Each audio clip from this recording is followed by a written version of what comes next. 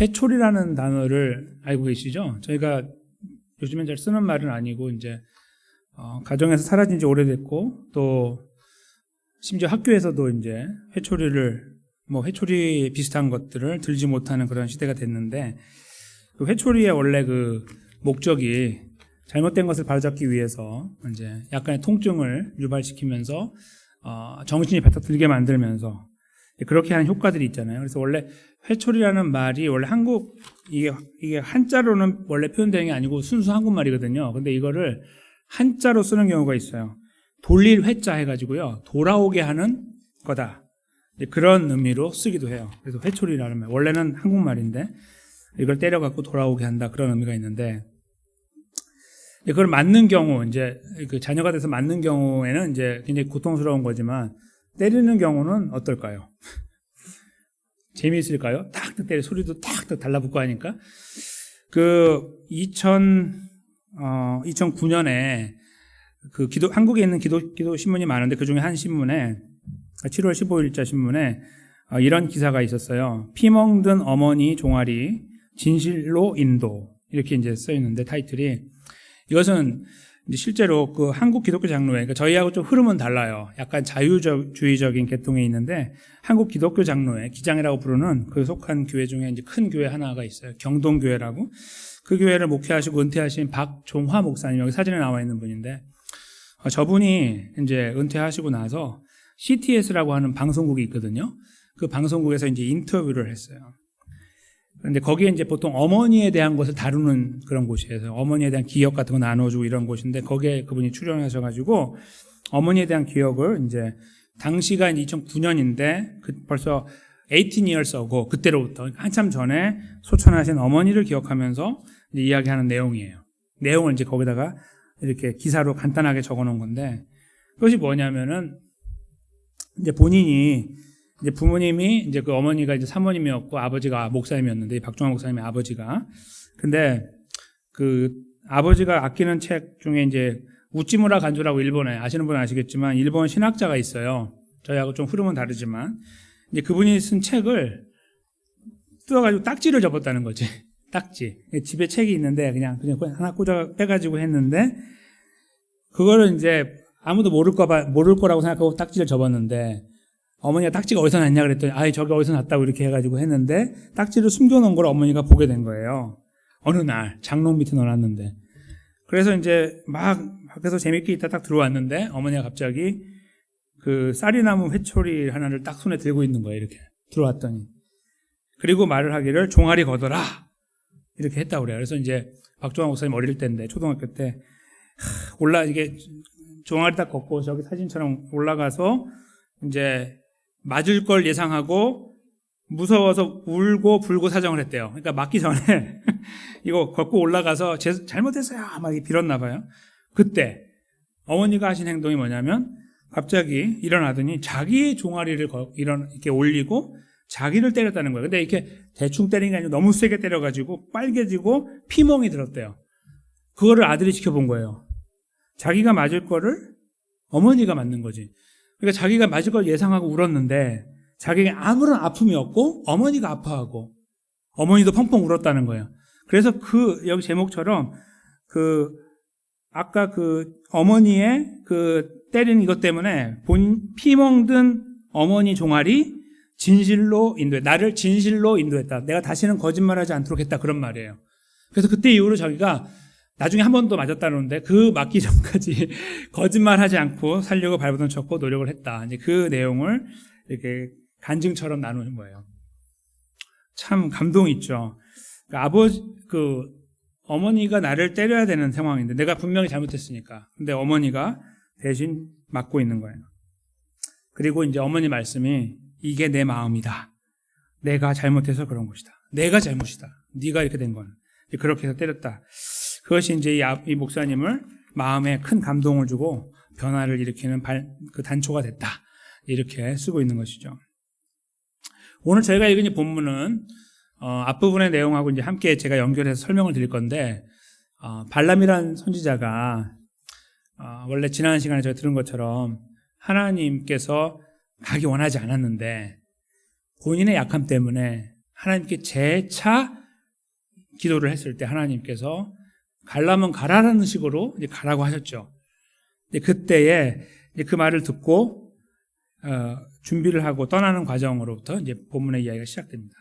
오늘은 이제 그 결론 부분인데 앞부분부터 간단하게 설명을 드리면서 이것이 왜 이 목사님의 그 이야기하고 맞닿아 있는지 한번 생각해 보도록 하겠습니다.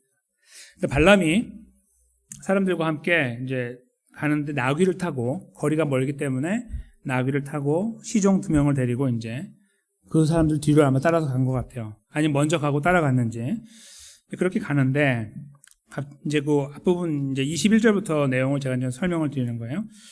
그런데 하나님께서 이런 말씀을 거기 적어놨어요. 뭐냐면 여호와가 진노하셨다 이런 표현이 있어요. 아니 가라고 하셨잖아요. 그래서 지금 가잖아요. 근데 하나님이 진노하셨대요. 가라는 말이야? 말라는 말 이런 느낌이 오잖아요. 원래 가지 말라는 거잖아요. 원래는. 근데 이제 본인이 정말 원했을 때 하나님이 가게 한 거죠. 허용. 근데 하나님은 여전히 마음이 불편하셨다 하는 것을 느낄 수 있어요. 왜냐하면 하나님이 진노했기 때문에. 그래서 여호와의 사자를 보내가지고요. 그를 막으려고 길에 딱 서게 만들었어요. 근데 발람은 여호와의 사자를 보지 못하고 나귀를 타고 가고 있죠. 근데 나귀의 눈이 열려서 여호와의 사자를 본 거예요. 칼을 들고 있는데. 그걸 보고서 밭으로 막 달려갔어요. 23절인데. 그때 발람이 나귀를 돌이키려고 막 채찍을 막 때렸어요. 이게 때렸어요. 그 다시 올라왔겠죠. 올라와서 포도원이 있는데 포도원 사이로 가는데 길이 좁았다고 그래요. 24절에 거기 가고 있는데 거기 양옆에 담이 있어요. 이런 벽은 아니겠죠 당시에는. 그렇지만 이제 벽으로 돼 있는데 지나가야 되는 거예요. 근데 거기에서 또 여호와의 사자 저 앞에 있으니까 나귀가 가다가 두려워가지고 벽에다가 몸을 대면서 막 가는 거예요. 그러니까 발람의 다리가 벽에 닿아서 쫙 긁히고 막 피가 날 거 아니에요. 그러니까 발람이 다시 채찍을 들고 막 때렸어요, 나귀를. 얘가 왜 이래? 막 때렸어요. 그게 25절이고 26절에 다시 또 나타났어요, 사자가. 그랬더니 이번에 나귀가 어떻게 했냐면 그냥 엎드려 버렸어요, 이렇게. 그만, 포기. 너무 무서우니까. 그러고서 오히려 엎드려가지고 내려앉았으니까 이제 발람이 옆에 있을 거 아니에요. 발람 쪽으로 막 가서 발람한테 도와달라는 식으로 이렇게 간 거예요. 발람이 이게 뭐야? 그래서 지팡이로 막 때렸어요, 이번에. 27절에. 그랬더니 하나님께서 나귀의 입을 열어버렸죠. 그러면서 내가 당신에게 무엇을 하였기에 나를 이렇게 3번을 때립니까? 이렇게 말을 했어요. 그랬더니 발람이 이야기하죠. 29절에. 네가 나를 거역한 영혼이 내 손에 칼이 있었으면 너는 곧 죽었을 거다. 이렇게 아주 강하게 이야기했어요. 화가 많이 났어요. 이쪽에 많이 긁혔겠죠. 한쪽이. 나귀가 발람에게 이르되, 이제 마지막 30절인데요. 나는 너에게 오늘까지 내 일생에 타는 나귀가 아니냐. 내가 언제 너한테 이렇게 하는 것이 있었느냐. 그렇게 물어봐요. 질문. 그랬더니 발람이 말해요. 아니, 없었어. 이렇게 말하죠. 그게 앞의 내용이에요. 30절까지. 그러니까 지금 3번 맞았어요. 마지막에 입을 열라고 왜 때리냐. 내가 뭘 잘못했길래. 이렇게 말하고 그 마지막에 내가 칼이 있으면 넌 죽었다 했더니 내가 지금까지 이렇게 한 적이 없지 않습니까? 해서 뭔가 질문을 던지면서 없었다는 것으로 끝나죠. 여기에 이제 여호와의 사자가 등장해서 눈이 열리는 거예요. 발람이 탁 눈이 열리니까 나귀가 봤던 것이 보여요. 여호와의 사자가 31절이죠. 손에 칼을 빼어들고 길에 선 것이 보여요. 그러니까 아이쿠 하고 머리를 숙이고 엎드렸죠. 31절에 여호와의 사자가 이제 말해요. 발람한테 네가 어찌해서 내 나귀를 이같이 3번 때렸느냐. 발람에겐 이유가 있잖아요. 너가 가지 말아야 될 데로 갔으면 때렸죠. 그런데 보세요. 보라, 내 길이 내 앞에 패역함으로 네가 지금 발람이 잘못 가고 있는 거예요. 잘못 가고 있으므로 내가 너를 막으려고 나왔는데 33절에 나귀가 나를 보고 이같이 3번 돌이켜서 내 앞에 피한 거다. 그러니까 원래 네가 죽어야 되는데 나귀가 도망가서 네가 살았다는 뉘앙스예요. 그 아래 나오죠. 나귀가 만일 돌이켜 나를 피하지 않았으면 너는 벌써 죽었다 이거죠. 나귀는 살고 너는 죽었을 것이다. 33절입니다. 그랬더니 34절에 발람이 여호와의 사자에게 말하되 내가 범죄했습니다. 그리고 만약에 이 길을 원하지 않으시면 내가 돌아가겠습니다. 안 가겠습니다. 이렇게 말을 하니까 마지막 35절에서 여호와의 사자가 가라. 대신에 내가 너의 입에 넣은 말만 해라. 이렇게 해서 그 길로 가게 됐다라고 쓰고 있는 거예요. 이게 무엇을 말할까요? 이게 무슨 어떤 에피소드, 퍼니한 에피소드를 말하는 것처럼 보이시는가요? 저는 이게 굉장히 슬프다고 생각이 들어요. 왜 그러냐면요. 지금 하나님의 마음이 여기서 읽혀지는데, 하나님이 지금 그 발람을 보내시잖아요. 근데 즐거운 마음이 절대로 아니에요. 왜냐하면 하나님은 이 일을 원하지 않아요. 그런데 발람이 가는 것을 허용했어요. 허용했으면 됐지. 뭐가 문제야? 라고 생각할 수 있는데요. 하나님 마음은 너무너무 아팠던 거지. 그것을 감당할 수 없을 만큼 아프신 거예요. 그리로 가면 안 되는데 가고 있는 것을 보고. 그래서 허용하셨으나 그의 마음을 표현하기 위해서 이런 에피소드가 벌어진 거예요. 3번에 걸쳐서. 그 발람은 하나님께서 야, 내 마음이 너 때문에 참 아프다 이렇게 말한다고 해서 하나님 마음을 이해하지 못할 겁니다. 저희도 마찬가지입니다. 하나님이 우리 때문에 마음이 아프시다 할 때 저희가 하나님 마음을 이해할 수 없죠. 근데 지금 발람은요, 발에서 피가 나고 있으니까 뭘 느낄 수 있냐면 고통이라는 걸 느껴요. 여기 고통을 느끼고 있어요. 지금 하나님이 이 고통을 그에게 주면서 무엇을 그에게 말씀하고 싶으셨을까 하는 의구심이 생기는 거예요. 저는 하나님께서 스스로 갖고 계시는 고통을 그에게 알려주고 싶으셨다라고 생각이 들어요. 이 길을 막아서 그걸 못 가게 하는 게 아니에요. 지금 잘 보시면 또 가라 그러잖아요. 그렇죠? 가는 걸 허용하셨으나 거기까지 가지고 있는 하나님 마음이 결코 편하지 않은 거예요. 왜냐하면 이거 잘못된 걸음이니까. 거기에 하나님은 고통스러워 하시는 거예요. 그 시간을 고통스럽게 여긴 거죠. 분노하면서. 그 고통을 발람이 자기 발이 터지는 가운데서 경험하도록 함으로써 하나님의 고통이 얼마나 극심한지에 대하여 느낄 수 있는 기회를 주신 것이다 라고 생각이 들어요. 왜냐하면 발람은 아무것도 모르니까 그 재물을 보고 잠깐 있어봐, 하나님이 어떻게 하시는지 볼게, 가지 말라고 했는데, 그렇죠? 기억나시죠? 가지 말라고 했으면 끝나는 건데 하나님은 안 바꿔요. 가서 하나님 정말 가지 맙니까? 이렇게 했잖아요. 가라고 하는 의도는 그를 허용하는 건데 아무런 거리낌 없이 편안한 마음으로 떠나는 그를 바라보는 하나님은 너무나 마음이 아픈 거예요. 왜요? 나는 마음이 아픈데 얘는 마음이 아프지 않기 때문이 아니죠. 얘가 느끼지 못하는 것 때문에 그러는 거예요. 사람이기 때문에 느끼지 못하는 그에게 약간의 고통을 동반하게 해서 하나님의 고통이 얼마나 큰지 그것을 느끼게 하고 계시는 것이다 라고 저는 생각하는 것입니다. 즉 하나님이 죄를 짓는 것을 허용하실 때에 가지고 계시는 부담과 그 고통은 이와 같이 크다라고 느낀다는 겁니다.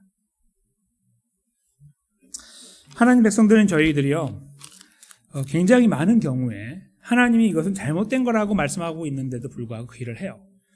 그러니까 즉 정말 몰라서 하는 경우보다는 많은 경우에 알면서 하죠. 알면서.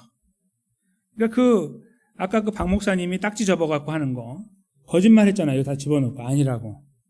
그 과정에 본인이 이미 갖고 있어요. 잘못한 걸. 그러나 고통이 없으면 느끼지 못해요. 그런데 사실은 어머니가 했던 것은 더 강력한 이미지를 심어준 거예요. 본인의 종아리를 때림으로 하여 더 그 종아리를 때리는 것보다. 그렇죠? 지금 여기서요, 어머니의 마음을 느꼈던 목사님처럼 사실은 이 작은 상처가 발람에게는 그런 의미로 다가왔을 가능성이 커요. 하나님이 나를 그냥 보내는 게 아니구나. 굉장히 힘들어 하시는구나, 하나님이. 이 부분 말이죠. 근데 우리는 범죄할 때에 하나님의 마음을 헤아리는 경우가 극히 적고 그냥 질러버리는 거, 그렇게 끝날 때가 참 많죠. 하나님이 허용하시거든요. 많은 경우에 허용해요. 막는 경우도 있죠. 그러나 허용하는 경우가 더 많아요. 제가 볼 때 거의 99%는 다 허용하는 거예요. 그러니까 우리가 범죄하고 사는 거예요. 그냥 이렇게 아무렇지도 않게 범죄하고 살아도 하나님이 그냥 두는 거예요. 허용하는 거예요. 그렇죠? 안 그러면 그때마다 죽었다면 한 50%나 될까? 이렇게 되겠죠. 근데 그렇지 않아요. 다 살아요. 범죄했는데도 분명히 죄를 짓고 있는데 살고 있어요. 그렇죠? 우리도 마찬가지고. 하나님은 그때마다 아유 다 그런 거야. 인생은 그런 거야. 이렇게 하고 너네가 하고 싶으면 해. 내가 허용할게 라고 이렇게 하는 게 아니고 그 허용하심 속에 하나님의 간절함과 그 괴로움과 고통이 굉장히 크다는 거죠. 우리가 범죄하는 것은 아무렇지도 않은지 모르지만 하나님 그 허용하는 순간부터 우리가 그 범죄 자리에 가서 실제로 범죄를 이루기까지 그 모든 과정을 바라보셔야 되는 하나님 아버지의 심정은 저희가 천국에 가도 헤아리지 못할 거예요. 하나님을 만나도 헤아리지 못할 거라는 거예요. 우리가 해보지 못하니까. 이 어머니가 자기의 종아리를 때리면서 이 아들의 그 잘못을 품어나가는 것보다도 더 큰 거죠. 더 큰 거예요. 왜요? 종아리를 맞았던 아들이 다시 범죄하는 것을, 다시 딱지 만드는 것을 지금 계속 보고 있는 거니까. 어머니는 그거 보시지 않았잖아요. 그것도 매일매일 계속. 오늘 하지 마. 그러면 네. 내일 하고. 내일 하지 마. 네. 모레 하고. 이걸 계속 보지 않죠. 대부분의 사람들이 그렇죠. 그거 누가 그렇게 합니까? 그렇게 안 하죠. 근데 우리는 하나님 앞에 관계에서 하나님이 허용하는 거에 대해서 허용하셨다는 것을 인지하지도 못하고 범죄합니다. 이게 하나님이 허용하시니까 내가 하고 있지. 내가 지금 살아있는 건 다 하나님의 은혜야. 기적이야. 불쌍히 여기시는 거야. 라는 걸 생각하지도 않고 우리 범죄를 하거든요. 그 죄가 그래서 어떤 경우는 아무렇지도 않은 거예요. 그냥 늘 범하는 죄라면 뭐 내가 지금까지 이거 뭐 한 수천 번 했는데 끄떡 없는데 뭐 하나님 뭐 그냥 허용하시는 거지 뭐 이렇게 그냥 갈 수 있다는 거죠. 왜요? 하나님의 고통을 느끼지 못하니까. 절대로 못 느끼니까. 근데 때로는요 저희가 얻어맞는 경우가 있어요. 하나님께서 병을 주시거나 사고를 당하게 하시거나 이런 경우가 있어요. 어떤 분들은 그거는 없다고 생각하지만 틀린 말이에요. 하나님은 여러 가지 방법으로 역사하세요. 그래서 어떤 분들은 얻어맞아요. 얻어 터진다고도 표현하죠. 잘못된 길을 갖다 확 돌아서는 극적인 변화가 맞아서 돌아오는 경우도 계세요. 그렇지만 많은 경우에 그런 경우보다는 하나님께서 우리를 불쌍히 여기시고 계속 이렇게 돌리셔가지고 서서히 돌아오는 경우가 더 많아요. 제가 볼 때는.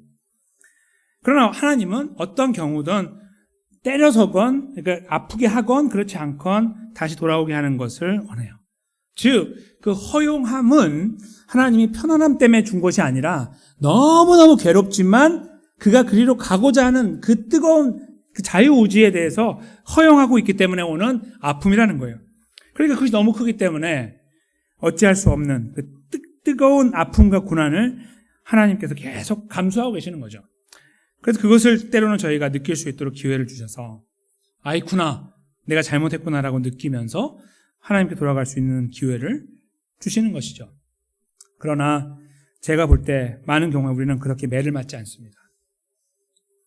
매를 맞지 않고 편안하게 삽니다. 죄를 회개한다고 하지만 입에 발린 말이에요.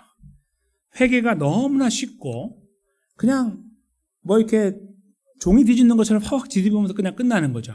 아무렇지 않게. 어제와 오늘 내가 분명히 잘못하고 있는 거에 대해서도 아무렇지도 않게 그 일을 하면서 하나님의 마음을 느끼기는커녕 괜찮아. 안 죽어. 이렇게 느끼고 사는 거죠. 때로는 거기에 더 포함하면 어차피 다 구원받았는데 뭐 이렇게 생각하는 거예요. 그거는 구원을 아주 경박하게 보는 거예요. 그거는 구원을 모욕하는 말이에요. 하나님의 구원의 은혜를 모욕하는 거예요. 짓밟는 거예요. 근데 우리는 그렇게 해요. 많은 경우. 어차피 천국 가는데 뭐 이렇게 하면서. 그러니까 우리가 하나님 백성으로 살아가면서 이 오늘 그 발람처럼 이런 고통을 자꾸 지나가면 죄를 질 때마다 그럼 훨씬 나을 수 있어요. 차라리 그렇게 자꾸 하나님께 터지면은 얻어맞으면은 아이고 이거 안 돼. 하나님의 마음은 얼마나 아프실까 하면서 우리가 점점 거기서 느낄 수가 있어요. 하나님의 마음을. 근데 그런 게 없으니 느낄 수가 없어. 근데 오늘 본문에서요. 저에게 알려주는 거예요. 하나님 얼마나 고통스러워하냐면 이렇게 고통스러워하신다. 그런데 있잖아요. 그 고통이 여기서 끝난 것이 아니죠. 하나님의 이 고통은 이 고통스러워한 것은 어디에서 결론을 냈냐면 십자가에서 결론을 내셨어요. 예수님이 이 땅에 오셔서 십자가의 고난을 당하시고 그 과정을 지나가시면서 이 고통의 정점에 올라가신 거예요. 우리는 경험할 수 없는 고통이죠. 우리가 늘 넘어지는 그 자리에 있는데 그렇게 허접한 짝이 없는 믿음을 지키기는커녕 맨날 배반하고 돌아서는 모양이 더 많은 그런 존재들을 택하시고 구원하신 그 능력, 그것은 결국 자기의 허복 그 종아리를 때려야만 가능한 일로 나게 된 거예요. 예수님의 십자가는요, 저희가 착각하는 것 중에 하나는 예수님 홀로 고난 받았다고 저희가 생각할 때가 많아요. 예수님이 돌아가셨으니까. 천만의 말씀. 자, 채찍을 여기다 놔두고 회초리를 때릴 때, 때려보신 분 계시죠? 혹시? 때릴 때 아버지의 어머니의 마음은 결코 경쾌하지 않아요. 너무너무 씁쓸하죠. 이 아이가 이 매를 맞고 돌아설 것인가? 이런 고민부터 시작해가지고 내가 얘를 잘 못 키운 건가? 여기까지. 여러 가지 생각들이 나는 그 고통은요, 철없이 거기서 맞고 있는 아이보다 훨씬 깊어요. 상대할 수 없을 정도로, 비교할 수 없을 정도로. 그렇죠? 그 예수님을 찢어야 되는 하나님의 마음을 생각해 보세요. 직접 찢어버려야 되는 예수님을 다 갈기갈기 찢어야 되는 하나님 마음. 그래서요, 그리고 그 자리에 동반하고 있는 성령님을 생각해 보세요. 성삼위 하나님이 함께 고난당한 거예요. 예수님 홀로가 아니에요. 결코. 세 분이 한꺼번에 그 십자가를 지나갈 때 엄청난 고통을 지나가셨어요. 그리고 그 과정의 끝자락에서 우리의 구원을 완성하신 거예요. 그렇게 우리가 살아난 거예요. 그렇게. 그런데 우리가 살아가면서 죄에 대한 문제에 대해 너무나 가볍게 여기면서 걸어갈 때가 많아요. 하나님 이거 나에게 진노하시면 어떡하지? 처음에 겁이 나는데 나중에 하다 보니까 괜찮아요. 한 번, 두 번 이제 그게 넘어가는 거예요. 거짓말도 그렇고 더러운 마음도 그렇고 사람을 용납하지 못하는 마음도 그렇고 여러 가지가 있죠. 그런 것들이 우리 안에서 이렇게 있는데 작용할 때 별로 이게 이렇게 조금 이렇게 한번 틀어봤는데 괜찮으면 더 틀게 되는 거죠. 그런 모양이 오히려 우리 안에 마치 그것이 신앙의 경륜인 것처럼 쌓여 있는 거예요. 완전히 거꾸로 가고 있는 거죠. 그런 모양들. 그럴 때요, 허용한다는 고통을 우리가 알아야 됩니다.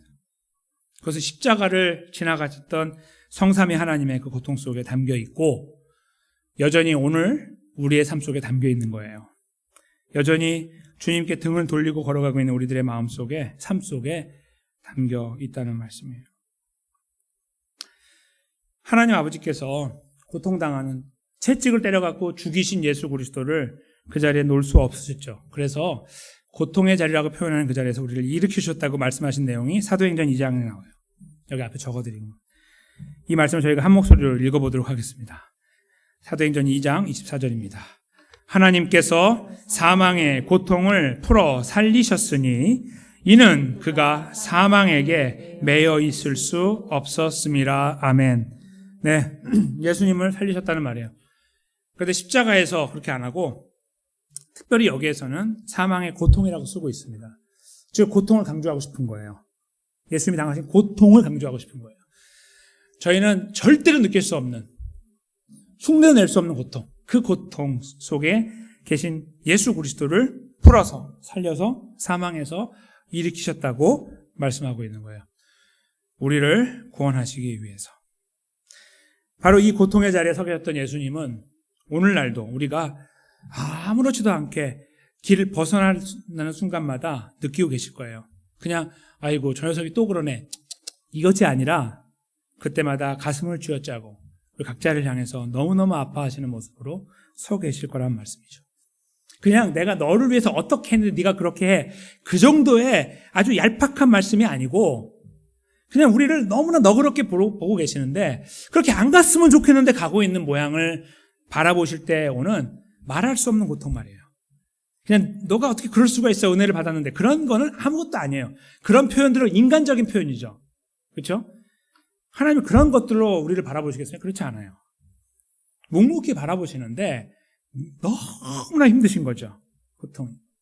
그 고통 속에 계시는 우리 하나님 아버지, 예수 그리스도, 성령 하나님을 저희가 믿음의 눈으로 바라봤으면 좋겠어요. 오늘 발람의 눈이 탁 떠지니까 봤던 것처럼 우리가 그 성삼위 하나님을 믿음의 눈으로 바라보는, 보이지 않지만 그 하나님이 그렇게 하실 거라고 믿고 생각하면서 하나님 앞에 섰으면 좋겠어요.